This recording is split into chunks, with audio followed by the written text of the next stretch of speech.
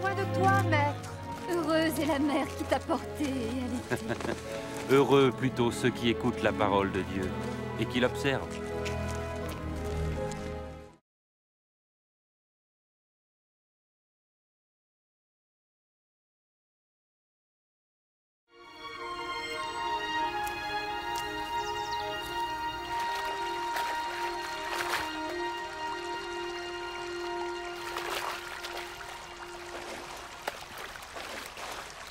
Apprends-nous à prier, comme Jean l'a appris à ses disciples.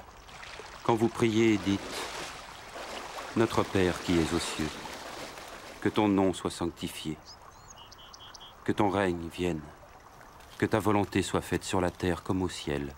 Donne-nous chaque jour notre pain quotidien. Pardonne-nous nos offenses, comme nous pardonnons aussi à ceux qui nous ont offensés. Protège-nous contre la tentation et délivre-nous du mal. »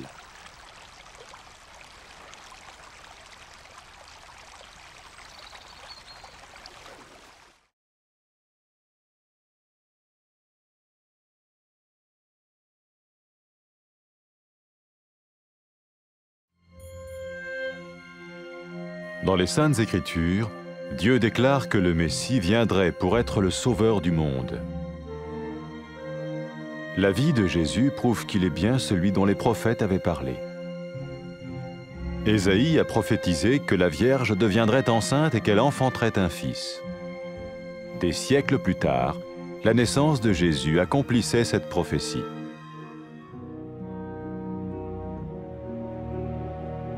Les Saintes Écritures déclaraient que le saint à naître serait appelé le Fils de Dieu. Cela signifiait que Jésus serait le Fils de Dieu au sens spirituel et non au sens physique. Nous le voyons par sa manière de vivre. Il a guéri des malades, il a pardonné leurs péchés, les a ramenés à Dieu et leur a promis une place dans le royaume éternel de Dieu. Il s'est offert lui-même en sacrifice pour le péché à leur place. Puis il est revenu à la vie, victorieux sur la mort selon le plan de Dieu. Jésus a dit « Personne ne me prend la vie, mais je la donne de ma propre volonté. » La vie de Jésus n'a pas seulement accompli les écrits des prophètes, mais elle a aussi confirmé la vérité de la sainte parole de Dieu. Les prophètes avaient écrit « Ta parole, ô mon Dieu, est parfaite, elle dure à toujours. »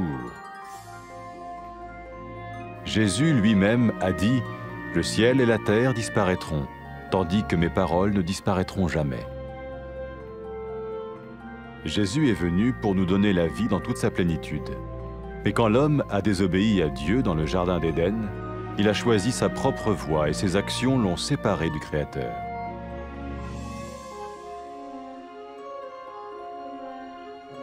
Les Saintes Écritures déclarent que tous ont péché et que le salaire que paye le péché, c'est la mort. Il s'agit de la mort spirituelle, éternelle séparation d'avec Dieu. Mais tout comme Dieu a donné un bélier pour qu'il meure à la place du fils d'Abraham, ainsi il a envoyé Jésus, le Messie, mourir à notre place. Sa vie, sa mort et sa résurrection restaurent la relation entre Dieu et tous ceux qui mettent leur confiance en lui. Maintenant, non seulement Jésus pardonne les péchés de ceux qui le suivent, mais il les sauve aussi du jugement éternel de Dieu. Ils sont sûrs d'aller au paradis et de vivre avec lui pour toujours.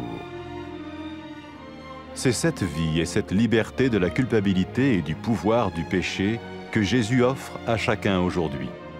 Cela ne veut pas dire suivre une religion, mais choisir d'avoir foi en Jésus qui dit « Je me tiens à la porte et je frappe.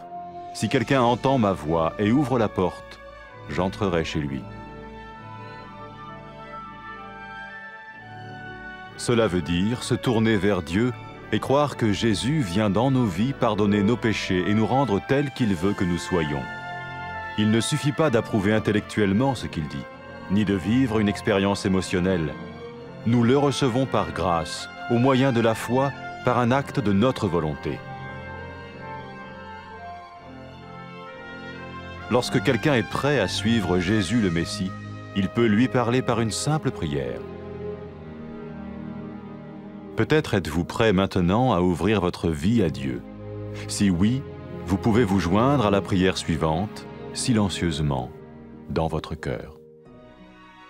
Seigneur Jésus, j'ai besoin de toi. Merci d'être mort sur la croix pour mes péchés.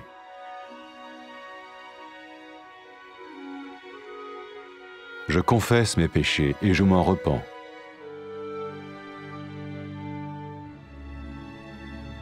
Je t'ouvre la porte de ma vie et je te reçois comme mon Sauveur et Seigneur.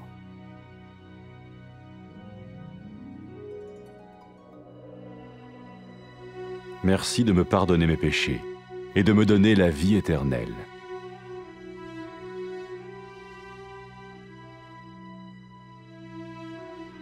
Fais de moi le genre de personne que tu veux que je sois. Maintenant que je deviens l'un de ceux qui te suivent. Amen.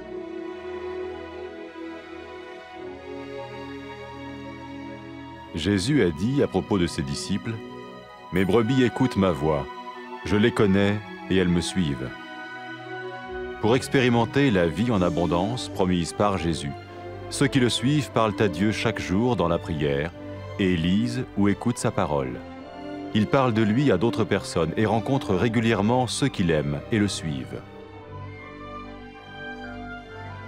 N'oubliez pas sa merveilleuse promesse. Tout pouvoir m'a été donné dans le ciel et sur la terre. Et sachez-le, je vais être avec vous tous les jours, jusqu'à la fin du monde.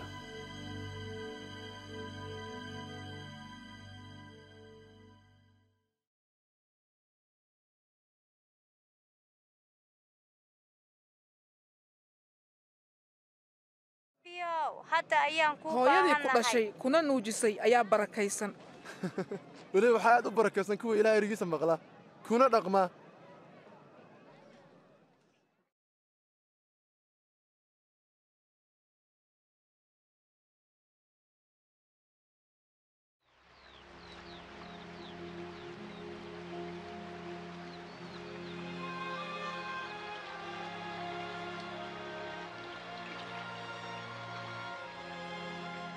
sayiduu nabar sida loo tukado siduu nabi Yaxya xertiisa u baray tukashada markaad tukanaysaan dhaha aabbahayga jannada ku jirow magacaaga ha la sharfo boqortooyadaaduna ha soo degato doonistaada siday jannada ku tahay dhulkana ka yeel nasii maalin walba kibis maalmeedkayaga dembigayaga naga cafi sidaan annaguba u cafinno kuwa noo qaamaysan ha nagu eegin jiribaadda laakiin naga badbaadi sharta shayddaanka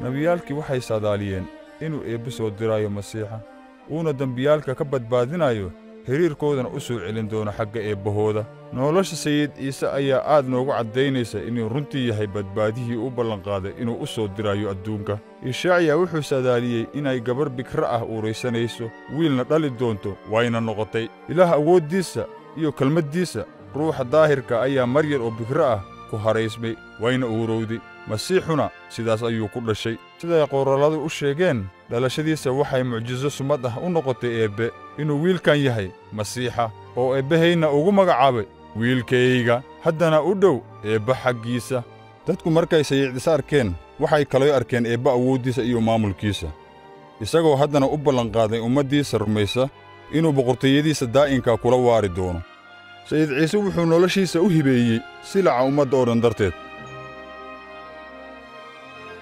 kadibna wuu soo sara kacay runtii taas waxay caddaysay inuu ka guulaystay geerida duubanaha ciise masiix wuxuu yidhi waxaan leeyahay awood noloshayda aan ku hibeeyo kulana soo sara kaco nolosha ciise masiix waxay ku rumowday sidii nebiyaalkii hore u saadaaliyeen waxay caddaysay inay run tahay ereyga eebbe oo waxba lagama beddelin siday nebiyaalku hore u caddeeyeen rabbiyow ereygaagu waa dhab oo waa daa'im sayid ciise wuxuu yidhi cirka iyo dhulka way dhammaan doonaan laakiin ereygaygu ma dhammaan doono eebbe markuu dhulka uumay aadan iyo xaawa si ay ula nooladaan uguna renreeyaan eebbahooda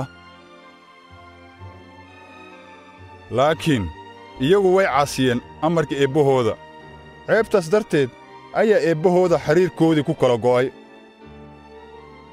qoraalladu waxay caddeeyeen inuu bini'aadanka oo dhan dambaabaan oo abaalkoodu yahay dhimasho dembiilayaashu xiriir lama laha eebbaha quduuska ah